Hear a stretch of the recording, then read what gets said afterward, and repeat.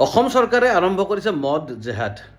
মদৰ দোকানবিলাকক কাঢ়া নিৰ্দেশ দিয়া হৈছে যে ইমান মাহত ইমান লিটাৰ মদ বিক্ৰী কৰিবই লাগিব। আচলতে চৰকাৰৰ ৰাজকোষ উদং, গতিকে ৰাজহ সংগ্ৰহ কৰিবৰ কাৰণে তেওঁলোকে বাছি লৈছে মদৰ দোকানীকেইটাক আৰু নিৰ্দেশ দিছে যে ইমান মাহত ইমান লিটাৰ যদি মদ বিক্ৰী কৰিব নোৱাৰ তহঁতে তেতিয়াহ'লে চাই ল'বি। আৰু ইয়াক আমি নাম দিছোঁ মদ জেহাদ। এখন চৰকাৰ যাক ৰাইজে নিৰ্বাচন কৰিছে আৰু সেই ৰাইজৰ সন্তানসকলক বৰবাদ কৰিব পৰা এটা বস্তু বিক্ৰী কৰাৰ কাৰণে তেওঁলোকে মদৰ দোকানীবিলাকৰ মাজত প্ৰতিযোগিতা পাতিছে।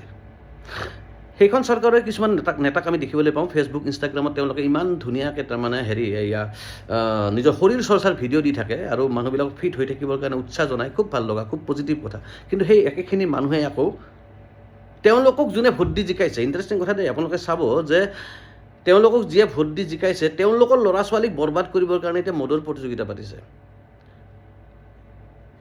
মই নাজানো যে কয় বিশ্বগুৰু লিভাৰ নষ্ট হোৱা বেউৰা এটা প্ৰজন্মক লৈ পেলাই কোনখন বিশ্বত আমি বিশ্বগুৰু হ'বলৈ যাম।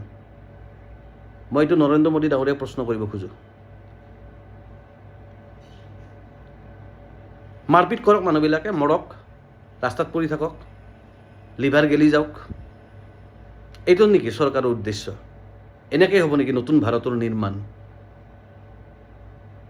আগতে মদ খোৱা মানুহ সংখ্যালঘু আছিলে গাঁওবিলাকত, কিন্তু প্ৰফুল্ল মহন্তৰ চৰকাৰ যেতিয়াৰ পৰা আহিল তেতিয়াৰ পৰা কথাবিলাক হঠাৎ সলনি হৈ গ'ল। আৰু সলনি হৈ এতিয়া এনেকুৱা এটা অৱস্থা পালেহি যে মদৰ কম্পিটিশ্যন পতা হ'ল বিক্ৰীৰ।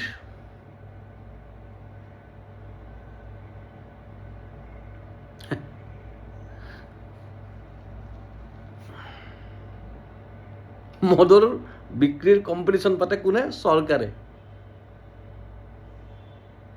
আৰু মদ এইবিলাক বেছিভাগ দোকানতে ডুপ্লিকেট মদ বিক্ৰী হৈ আছে। আপোনালোকে চাব, একেটা ব্ৰেণ্ডৰ মদ আপুনি দুখন বেলেগ বেলেগ দোকানৰ পৰা কিনি আনি খাওক, গম পাব তেতিয়া। এনেই মদ শৰীৰৰ কাৰণে ক্ষতিকাৰক, আনপিনে আকৌ ইয়াত বিক্ৰী কৰা হৈ আছে ডুপ্লিকেট মদ। গতিকে কেনেকুৱা ভয়ংকৰ কাৰবাৰ এটা চলি আছে। আৰু এইবিলাক কথা যদি চৰকাৰে নাজানে তেতিয়াহ'লে আমাকে সোধক, আমি জনাম আপোনালোকক।